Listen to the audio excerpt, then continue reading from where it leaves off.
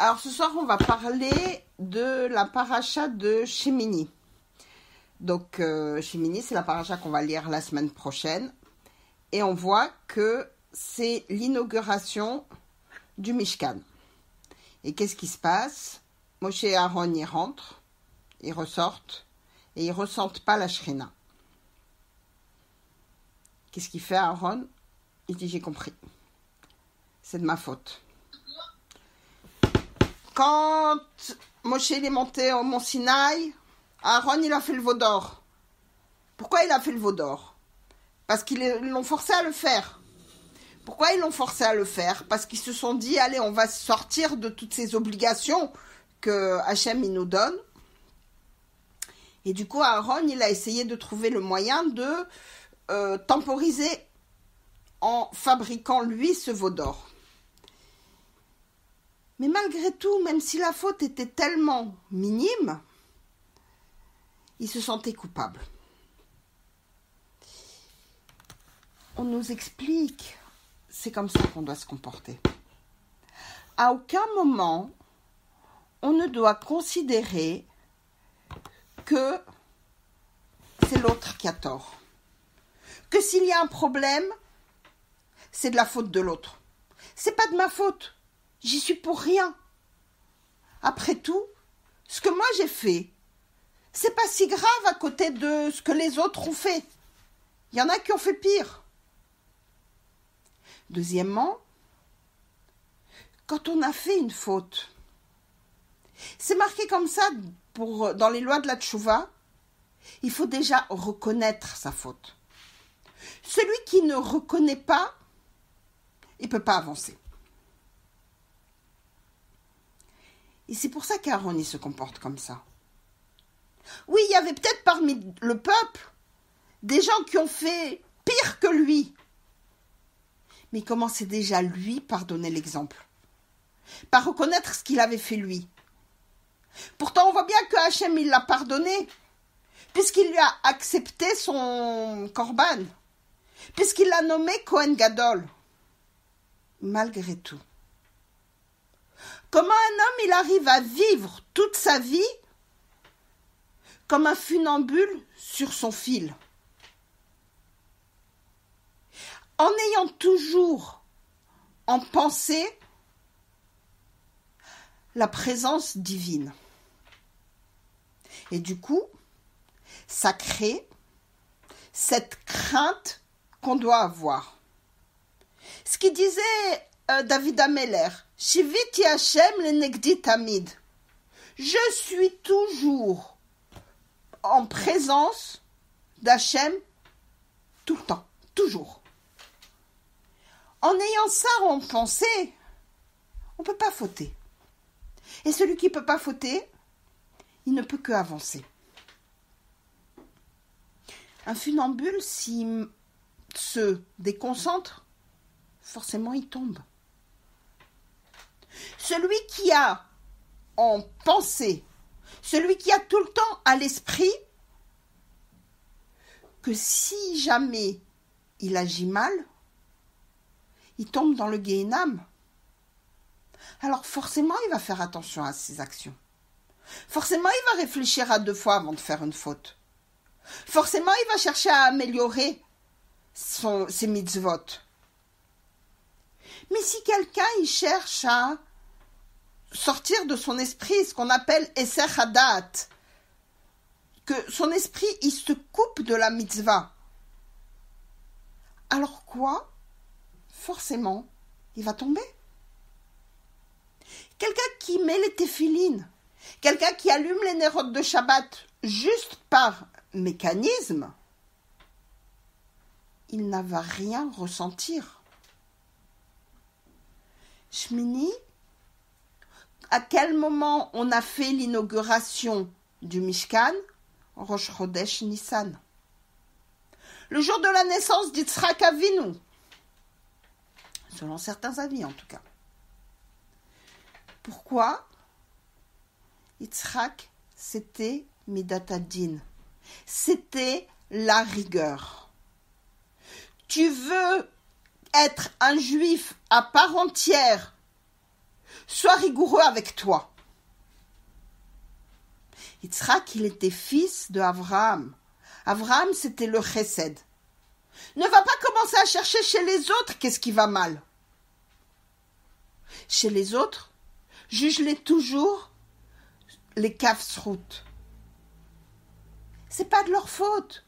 Peut-être ils savaient pas, peut-être ils n'ont pas eu le temps, peut-être ils connaissaient pas cette halakha. Peu importe quoi, mais trouve-leur toujours des excuses. Par contre, pour ton comportement à toi, alors comporte-toi comme Yitzhak, selon la rigueur. Sois exigeant envers toi. Alors évidemment, sans tomber dans la dépression, sans tomber dans le désespoir, mais en étant toujours vigilant. Et c'est ce que Aaron vient et nous montre. Il aurait très bien pu dire oui, bon, le veau d'or, après tout, moi je leur ai rien demandé, c'est eux qui ont exigé. C'est de leur faute à eux tout ce qui arrive. Moi j'y suis pour rien dans l'histoire. Pas du tout. Il vient nous apprendre comment on doit se comporter. Quelque chose va mal, remets-toi en question. Essaye de voir ce que toi, dans ton comportement à toi, tu peux améliorer. Chavetz Chaim, il disait, j'ai essayé quand j'étais jeune de changer le monde. J'ai pas réussi.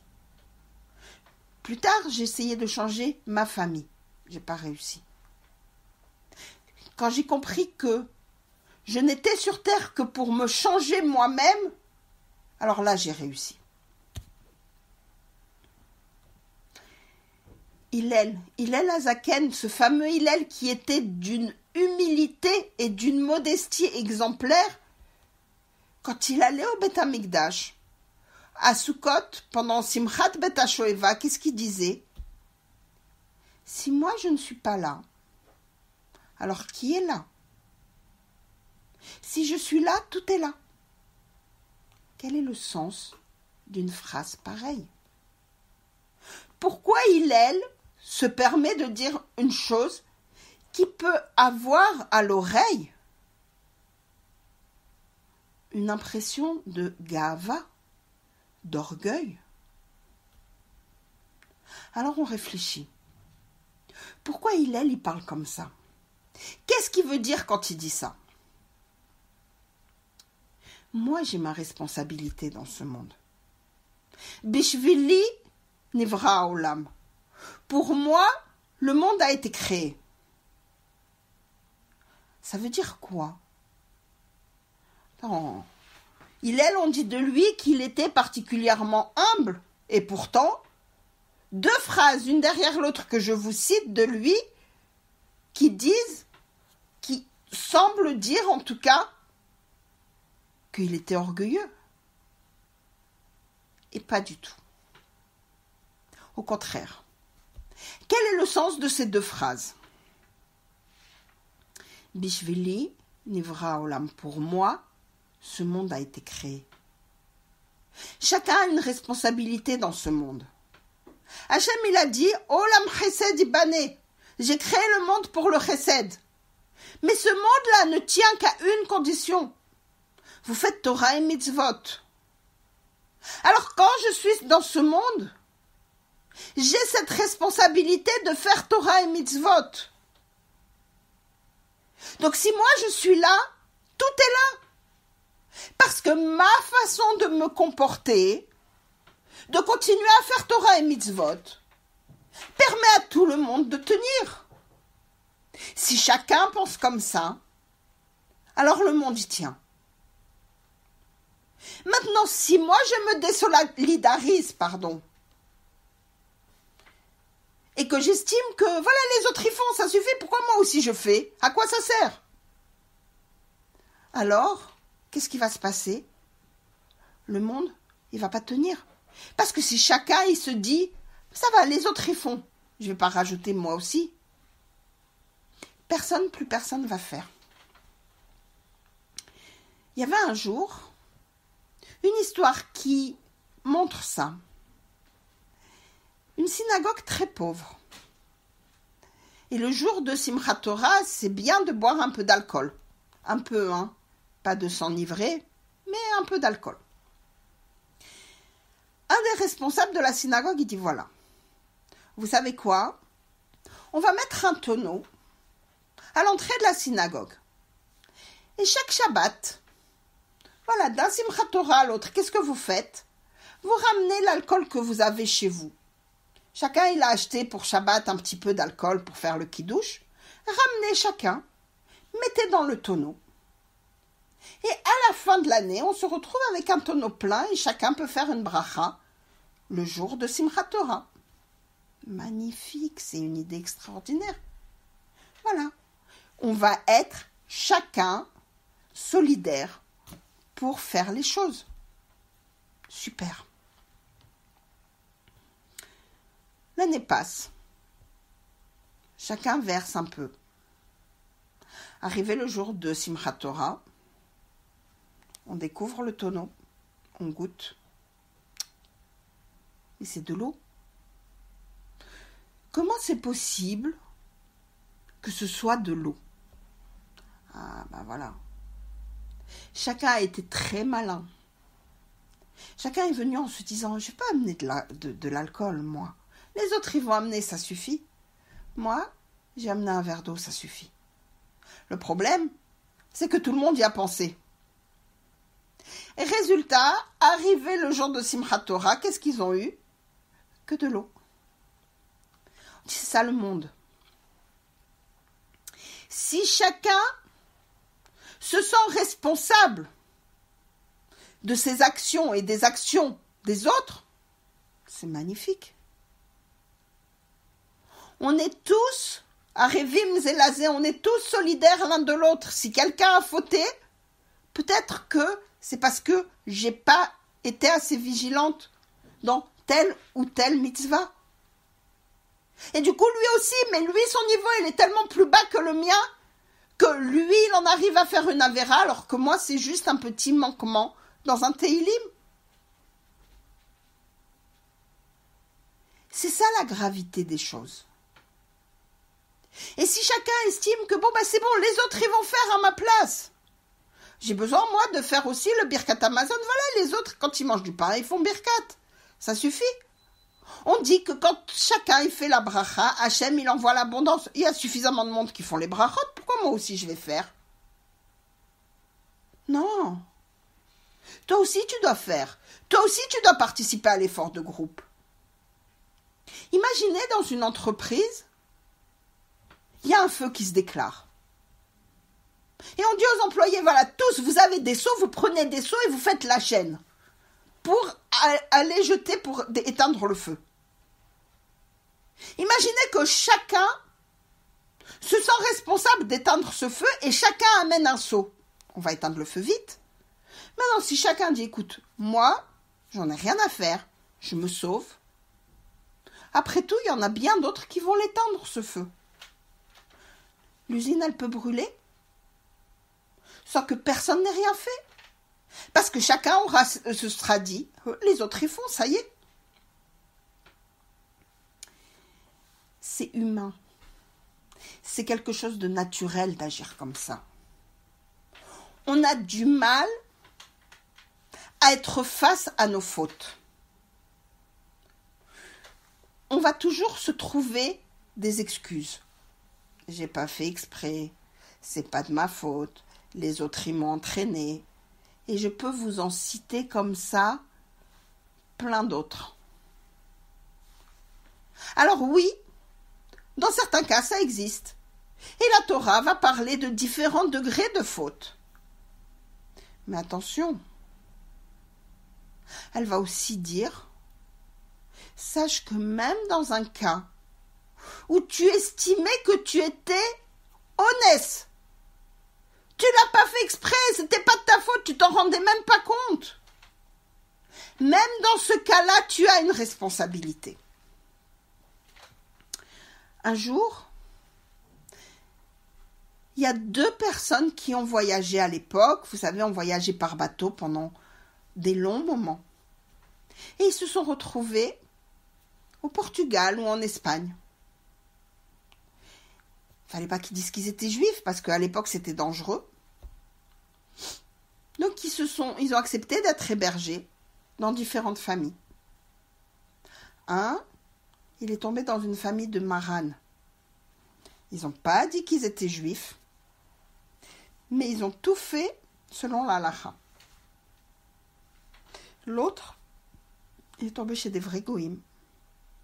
Il est resté longtemps. C'était un cas de honnête, il n'avait pas le choix que de manger au moins une partie de ce qu'on lui proposait. Alors, quelle a été la réaction une fois qu'ils sont rentrés chez eux? Les deux sont partis voir le Rav. Celui qui a été obligé de manger pas cachère, ou pas aussi cachère, pour survivre, il a été posé la question en disant « Mais je comprends pas. Pourquoi mon copain, il a eu un mérite que moi, j'ai pas eu? Pourquoi moi, j'ai été obligé d'être dans une situation comme celle-là ?» Et le Rav, il lui dit « Sache que ton copain, il a toujours fait très attention à ce qu'il mettait dans sa bouche. Toi, est-ce que tu étais aussi strict? » Celui qui a été obligé de manger pas cachère, il a fini par dire « Ben non, effectivement, il y a des moments où j'étais pas aussi strict. » Il dit « Alors voilà. La question ne se pose plus. Tu as répondu toi-même à la question. Si tu es attentif, attentionné à la mitzvah Hachem, il te protège pour que tu puisses continuer à la faire. Si tu as lâché un petit peu, alors Hachem, il ne va pas chercher à te protéger. C'est marqué comme ça. Recule d'un pas dans l'étude de la Torah, et la Torah elle va reculer de 2 pas. Tu donnes moins d'importance à la pratique des mitzvot, forcément, tu dégringoles. Il n'y a à aucun moment de hasard. Donc, on vient comprendre que même dans un cas où la Torah, elle va dire c'est un cas de honnête, il n'avait pas le choix.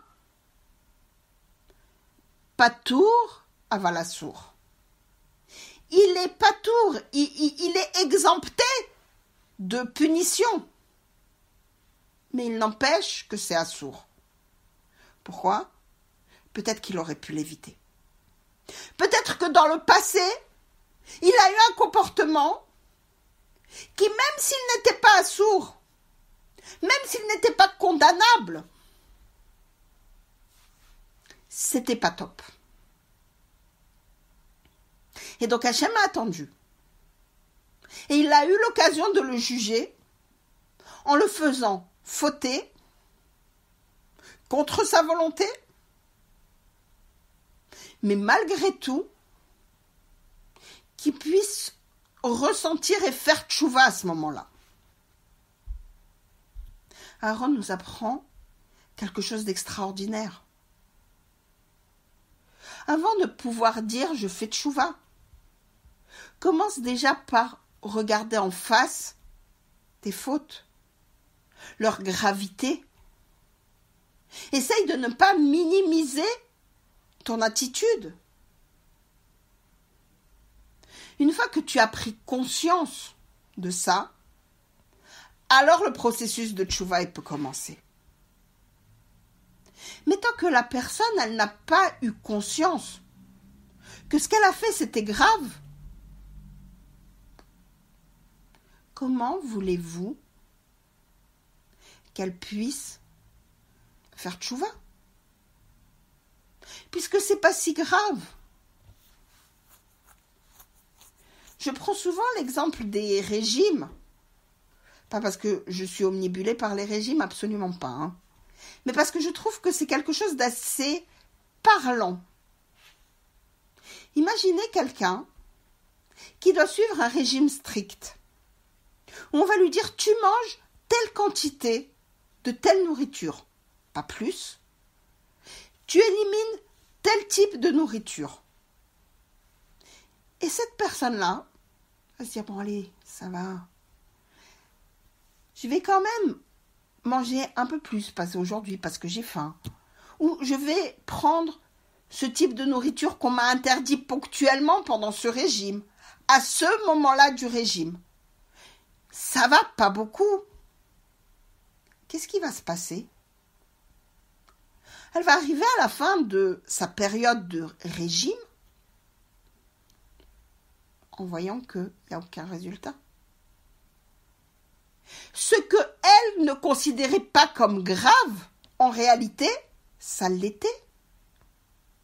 Le médecin, en lui prescrivant ce type de nourriture, redonnait les bons codes à son corps. Et lui, il est venu brouiller tout ça. Ce qu'on comprend pour le corps, on doit aussi le comprendre pour la neshama, pour le spirituel. Hachem, il donne des lois strictes, ou pas forcément plus strictes, qu'on comprend ou qu'on ne comprend pas. À nous d'être assez clairvoyants pour se dire comme Hachem, il veut que je me conduise, je dois me conduire. C'est ça mon rôle sur Terre. Et si je dévie même un petit peu, je dois m'en rendre compte tout de suite et ne pas dire « Oh, mais c'est pas si grave ». Je ne connais pas les conséquences ni des mitzvot que je fais, ni des avérotes que je fais. Hachem, il va nous aider en nous disant « Tu fais chez le Haken, tu vas trouver dans le bois, dans la forêt, des œufs ou des oisillons, tu les prends, tu chasses la mer, tu les lui rends après. Tu as fait la mitzvah de ce qu'on appelle Shiloh Haken. Et c'est marqué les Ma'an Yerbu Yamecha, pour que tes jours s'allongent. C'est une mitzvah, mais tellement facile à faire. Tu ne la prépares pas. Tu ne la prévois pas. Tu marches et par hasard, tu trouves le nid d'un oiseau. C'est tout. On t'en demande pas plus. Et à quel moment on va dire aussi, pour que tes jours s'allongent, le respect des parents. Une mitzvah qui est quasiment impossible à faire. Quel que soit le comportement de l'enfant, il n'arrivera jamais à être à la hauteur de la mitzvah. Il y a toujours possibilité de faire mieux. Il y a toujours possibilité de faire plus. Donc il y a toujours possibilité d'améliorer la mitzvah. Ce qui est valable dans la mitzvah.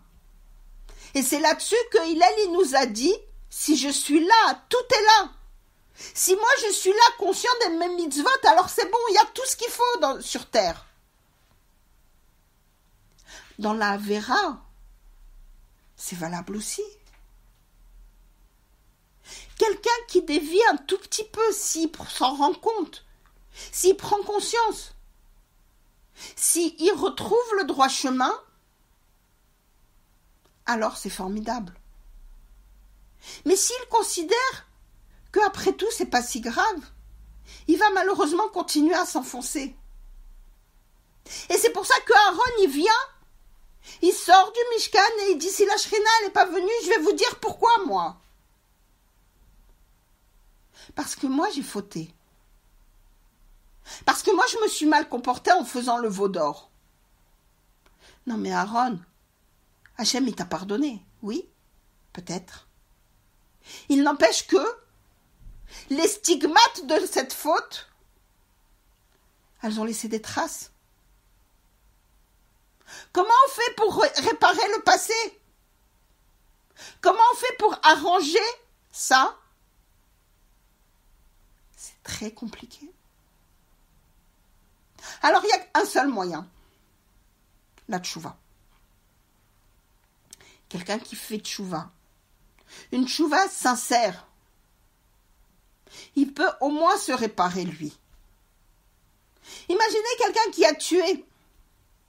Il a tué la personne, elle est morte. Elle va pas se relever. Celui qui a tué, il peut faire tchouva. Ça ne va pas ressusciter la personne qui est morte. Mais pourquoi lui doit faire tchouva? Parce qu'en agissant mal, il a avili, voilà, sa part spirituelle. Un jour, il y a un rave en Europe de l'Est qui a été mis en prison parce que, je sais pas, il avait peut-être pas payé ce qu'il devait à son seigneur ou enfin une raison qui n'était pas importante. Et il disait: je pleure pas tant parce que je suis en prison. Je pleure parce que la Shrina est avec moi. Quelqu'un qui faute, s'il se rend compte qu'en fautant, il entraîne avec lui la présence divine, comment il peut fauter? Et c'est pour ça que David Amelech il nous dit: sache te présenter en te disant: je suis toujours devant la présence divine. J'ai toujours ça à l'esprit, j'ai toujours ça devant mes yeux. Parce qu'en ayant cette façon de penser, alors on fait attention. Que moi, je sois dans une situation désagréable, c'est mon choix. Mais que j'entraîne avec moi la présence divine. Pourquoi la faire souffrir plus qu'elle ne souffre déjà? Et c'est exactement ça que Aaron nous apprend dans cette paracha de Shemini. Alors il y a beaucoup d'autres choses qu'on va apprendre dans cette paracha, puisqu'on va parler aussi des animaux impurs et des animaux purs, etc. Il va y avoir beaucoup d'autres éléments. Mais d'un point de vue moussar, d'un point de vue moral, c'est important d'apprendre de Aaron, malgré la façon dont Moshe lui a parlé, lui a dit: mais tu as été pardonné. Malgré tout, il ressent quand même ce manque qu'il a créé en ayant fait, même contraint, le veau d'or. Et on dit que quand il était devant le Misbéach, il voyait toujours ce veau devant lui. Il a eu du mal à se défaire de cette culpabilité. C'est difficile d'arriver à ce niveau. C'est même quasiment impossible. Quelqu'un qui vit en ressentant une culpabilité en permanence ne peut pas évoluer. Il se sent prisonnier de son passé, prisonnier de ses actions, et il n'arrive pas à grandir spirituellement. Et c'est pour ça qu'Hachem il nous a envoyé la tchouva. Mais cette tchouva-là, attention, ce n'est pas juste de se débarrasser de la faute, d'agir pour être considéré comme voilà, j'ai fait mon devoir, ça y est, on passe à autre chose. Le passé, c'est le passé. Non. Une réelle tchouva, un réel travail. Rambam il dit, celui qui est considéré comme ayant fait tchouva, c'est celui qui, quand il est de nouveau devant sa faute, il ne faute plus. Il a de nouveau la même occasion de faire et ne fait plus. Mais avant d'arriver à ce stade, il y en a d'autres qui doivent passer avant. Quelqu'un qui se dit, c'est bon, à une époque, j'ai mangé pas cachère. Maintenant, je me suis rendu compte que ça se faisait pas vis-à-vis des autres. Je fais attention, je me retiens. Oui, mais attention, ça n'est pas suffisant. Est-ce que tu te retiens parce que tu as peur, maintenant tu fréquentes plus les mêmes personnes, etc. Ou est-ce que tu as arrêté de manger pas cachère par conviction personnelle? Parce que tu as fait un réel travail sur toi de comprendre que ton corps de juif a besoin de nourriture cachère. C'est deux approches totalement différentes. Les deux arrivent au même résultat. Tu manges plus pas cachère? Très bien. La récompense ne sera pas la même. Celui qui décide d'arrêter de manger pas cachère, simplement parce qu'il a peur du péché, parce qu'il a peur du qu'en dira-t-on, parce qu'il n'a plus l'occasion de manger pas cachère, très bien, à partir de maintenant, on va lui compter qu'il mange cachère. Bravo! C'est extraordinaire, c'est déjà un niveau. Celui qui se remet réellement en question, qui se rend compte que il a fait jusque-là certains choix qui n'étaient pas ce qu'il aurait dû. Et qui maintenant décide foncièrement de manger cachère. Alors là, on lui dit, sache que même les fois où tu as mangé pas cachère, Hachem, il va te considérer que c'était une mitzvah que tu as mangé cachère. Pourquoi? Comment c'est possible? Tu as regretté. Tu as eu des regrets sincères. Tu as fait cet effort de travailler sur toi pour arriver à ce niveau. Dans la Gemara, il y a deux avis différents. Il y a celui qui dit que celui qui n'a jamais fauté, il est au-dessus du Baal Tchouva. Il n'a jamais fauté, il ne connaît pas la faute. Donc forcément, il se situe au-dessus de celui qui a fauté. Il y a un autre avis qui dit, là où se tiennent les Baalei Tchouva, les tzadikim gmurim, ceux qui n'ont jamais fauté, ne peuvent pas se tenir. C'est pas possible. Pourquoi expliquer comme ça? Eux, les Baalei Tchouva, ils ont connu le goût du péché. Si maintenant, ils se retiennent par réelle conviction, parce que vraiment, ils se sont rendus compte que c'était aucun intérêt. Là, ils ont fait un travail que les Gdolim, que les Tzadikim ne peuvent pas faire. Parce que ceux-là, ils ont toujours été dans la Torah. Maintenant, ça va dépendre aussi de la façon de penser. Et on a tous des tchouvot à faire. On a tous des améliorations à faire. Sinon, on ne serait pas de ce monde. Chacun plus que d'autres. Chacun dans différents domaines. Mais ils existent. Ils sont là. Et quand on a compris ça, on comprend mieux pourquoi Aaron, lui qui a eu un niveau tellement extraordinaire qu'il n'a jamais fauté, ou David Ameller, qui lui aussi a un niveau où on dit de lui, la Gemara elle dit, celui qui dit que David Ameller il a fauté, il se trompe. Alors, si eux ils nous disent attention, méfie-toi de ne pas fauter, mais écoute-les. Prends cet enseignement et travaille-le et tu te l'appropries. Généralement, les tzadikim qui faisaient ce qu'on appelle cheshbon nefesh, chaque soir, ils réfléchissaient à leur journée. Ils faisaient le bilan de la journée. Mais qu'est-ce qu'ils avaient à noter par rapport à ce que nous, on a à noter?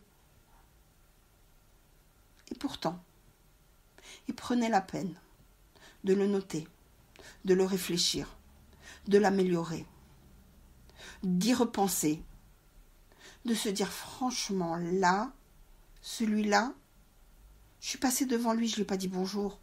Mais c'est honteux, mais qui je suis pour ça? Ça va, tu lui as pas dit bonjour, c'est pas grave, tu diras bonjour demain. Non, c'est important le respect des autres. Il faut que j'aille m'excuser. Et ces gens-là, ils allaient parfois demander pardon à des gens qui leur disaient, mais de quoi tu parles? Parce qu'ils ont une sensibilité que nous, on n'a pas. Et c'est ce qu'Aaron, il vient nous enseigner. Commence à ton niveau. Commence par des petites choses et grimpe. Mais n'hésite pas de commencer. Travaille au moins sur une mitzvah. Fais attention à toi dire bonjour. Fais attention à sourire. Fais attention à ce que tu vas manger. Fais attention à la bracha que tu vas faire, oui ou non. Prends quelque chose et travaille-le. Fais attention aux avérotes que tu fais. Et travaille dessus aussi. Et c'est comme ça que on fait descendre la Shrina. C'est pour ça que Aaron, il va nous apprendre ça. Attention, la Shrina, elle n'est pas venue. Pourquoi? Parce que j'ai fauté. Non, mais t'as pas... Si. Apprends à dire j'ai fauté. Apprends à considérer. Dans la Gemara Ta'anit, c'est marqué comme ça. Quand il y avait une épidémie, on prenait le Echal, on le mettait sur la place publique. On exigeait des gens qui jeûnent et qui se repentissent. Chacun, il devait faire tchouva de quelque chose. Chacun, il devait penser au mal qu'il avait fait. C'est horrible. Ça devient désespérant. Ah et non, c'est toute la difficulté. Ne tombe pas dans le désespoir. Prends conscience de ce que tu as fait et améliore. Quand quelqu'un il prend un coach sportif, le coach il va pas lui dire mais c'est formidable comment tu te comportes, tu as réussi à monter 2 étages. Non, il va dire je te préviens. Moi je suis ton coach pour que à la fin de la session, au bout de tant de formation, tu arrives à monter 6 étages sans t'arrêter, sans que ça te fatigue. Et à faire telle et telle et telle chose. Mais avant, prends conscience de ton état maintenant, de ce que tu dois faire maintenant, de ce que tu dois changer maintenant pour réussir à monter les 6 étages. Et c'est ça qu'Aaron il nous apprend. Et c'est ça que la Gemara Ta'anit, elle nous apprend. On ne te demande pas de désespérer, de t'asseoir dans un coin et de te dire c'est fini, j'ai fauté. On te demande de dire j'ai fauté. Effectivement, j'ai fauté. Mais je vais m'améliorer. Pour pouvoir s'améliorer, il faut avoir conscience de ses erreurs. Dans la vie en général, le sport, le régime, ça c'est pour le corps. Intellectuellement, quelqu'un qui se trompe quand il remplit un contrôle, il est obligé après d'aller voir le prof et de dire « Oh, je me suis trompé. Qu'est-ce que j'ai mal fait ?» Et le prof, il vient, il lui explique la fois d'après, il ne recommence pas l'erreur. Pourquoi ça ne marcherait pas spirituellement? Où je me suis trompé, qu'est-ce que j'ai mal fait? Et j'étudie, j'apprends et j'améliore. Mais si j'ai pas conscience de qu'est-ce que j'ai mal fait, qu'est-ce que je vais améliorer? Je vais lire les textes et je vais dire, voilà, c'est exactement ce que je fais. Tu vois, j'ai même pas besoin d'étudier, moi je sais déjà tout. C'est pas ça qu'on te demande. Prends le temps de réfléchir. Ne cherche pas à dire, oui, mais nous on a l'habitude de faire comme ça. Ah, tu as l'habitude, d'accord? C'est ça la halakha. Si c'est comme la halakha, si la halakha n'interdit pas, continue. Il n'y a pas de problème. Mais si la halakha interdit, s'il y a une façon d'améliorer ta manière d'agir, fais-le. Et là, tu vas avoir le même comportement que Hillel, qui était d'une humilité sans borne parce qu'il disait, là où moi je suis, parce que j'étudie, parce que je me remets en question à chaque instant, alors il y a tout. Parce qu'en me remettant en question à chaque instant, la Shrina, elle peut être là. Et s'il y a la Shrina dans le monde, il y a tout.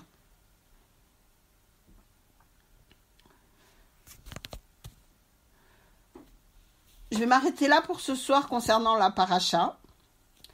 Si jamais vous avez des questions par rapport à Pessah, si vous en avez tout de suite, n'hésitez pas. Sinon, si vous voulez bien, la semaine prochaine, on va essayer de préparer un cours plutôt de questions-réponses par rapport à la manière dont on va gérer le ménage de Pessah. D'accord, ok. Voilà. Si vous avez des questions sur ce que j'ai dit, n'hésitez pas non plus. Hein.